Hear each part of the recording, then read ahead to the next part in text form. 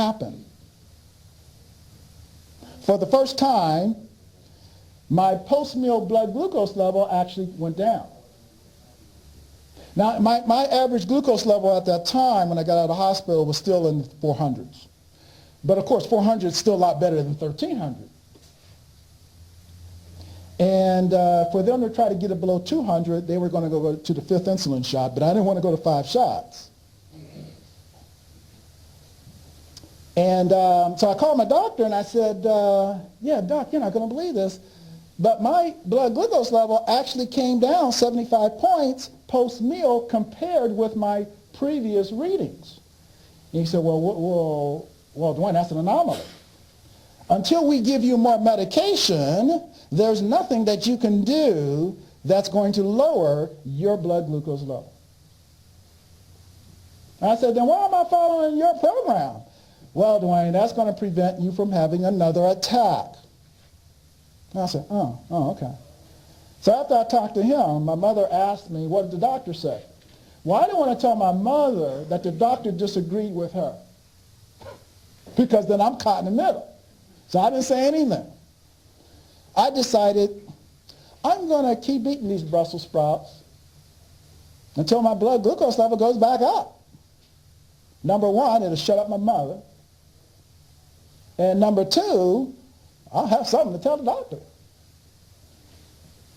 So I ate Brussels sprouts for breakfast,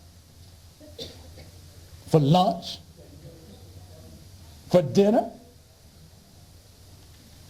for 7 straight days. And each day, my average post-meal glucose reading just kept coming down. When I called the endocrinologist, he said, Dwayne, that is an anomaly.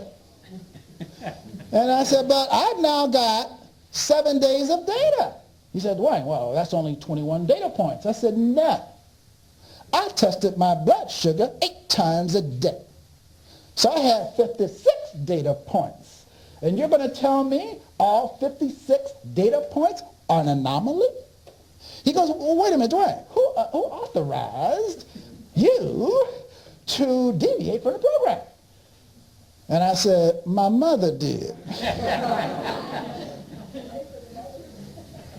And he goes, oh. I said, do you want me to go against my mother? Doctor didn't know what to say. He goes, well, Dwayne, you understand that you're in a very delicate situation. You should be dead. And you're playing with your life. I said, well, aren't you doing the same thing? So he said, well, Dwayne, I want you to come in for a series of blood tests to demonstrate to you that you are in denial of the disease diabetes. And so they prepared set up an appointment. I had to get the blood work done. And the purpose of this appointment was, first of all, are there any diabetics in the audience? Ooh, okay. So all of you are familiar with the hemoglobin A1C test. The hemoglobin A1C test measures the percentage of glucose attached to the hemoglobin. And the endocrinologist felt that I was maybe making some mistakes with the data. And I said, no, I'm not making any mistakes. I said, my daughter's the one writing down the numbers, so anyone making any mistakes is her. You want to talk to her?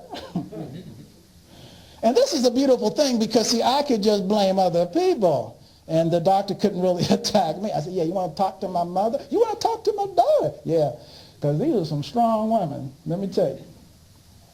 So I went in to see the doctor.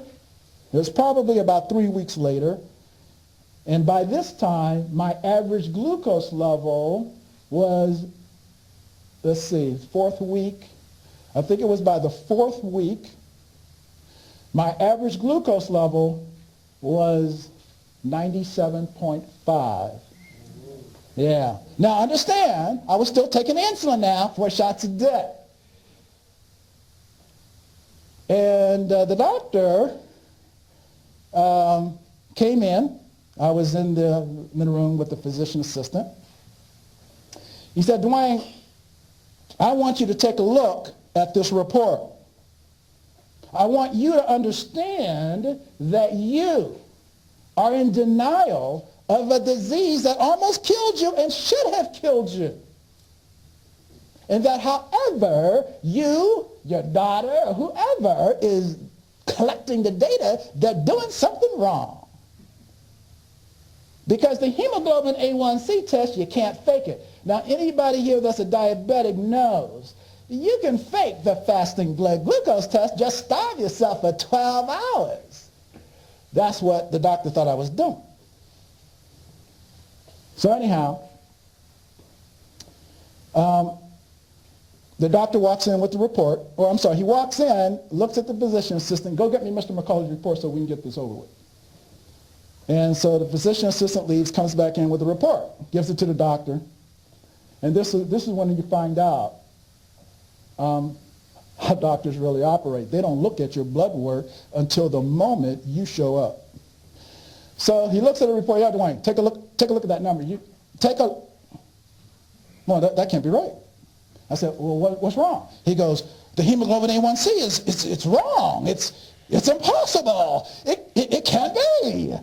This is incorrect. He looks at the physician and says, go get me Mr. McCullough's report. This report is in error. This is impossible. And I said, what's impossible? He goes, this reading is impossible. I said, well, what is the reading? He says, there's no need in me telling you the reading, Dwayne, because it's in error. I said, could you just humor a brother and just tell me what the reading is? He said, well, it says 5.5%. Which is the high end for a non-diabetic. Your hemoglobin A1C should be somewhere around 7-8%. He said, so this is a mistake made by our lab. We're going to have to retest you. I said, we're going to have to retest me because it's an error? He goes, yes. And you know it's an error because, he said, because why? You're a diabetic. You're a type 2 diabetic. And the average blood glucose level of a type 2 diabetic in the United States of America is 175. Anywhere from 175 to 190, depending on which data you look at. So that translates to a hemoglobin A1C of 6.5 to up to 8%. So they reordered the test. A few more weeks went by, went back in. This time the doctor's running late, and he's running in, and he's getting a report. He said, okay, Dwayne, now take a look at this number.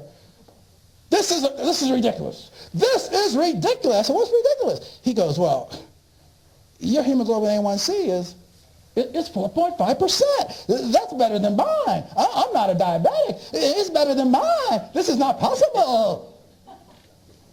I'm going to send you to another lab. Yeah, this went on, for a couple months, or a couple weeks, a few weeks.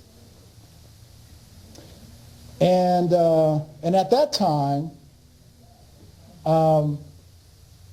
I had started to reduce the insulin. Actually, Cynthia had suggested, she goes, well, Dad, if you're feeling better, and you don't like taking all them shots, why don't you just cut back? And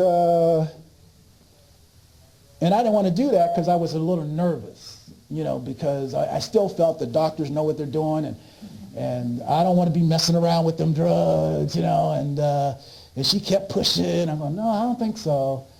And this is when one of those blessings occurred, those serendipitous events. And Cynthia and I, we still don't know exactly what happened. At the time, I was having trouble with my eyes. That's another complication. And my daughter bought me a magnifying glass. And somehow, trying to use the magnifying glass and filling up the needles or something, I must have made a mistake and discovered 4 days too late that I was actually already taking a lower dosage. I was prescribed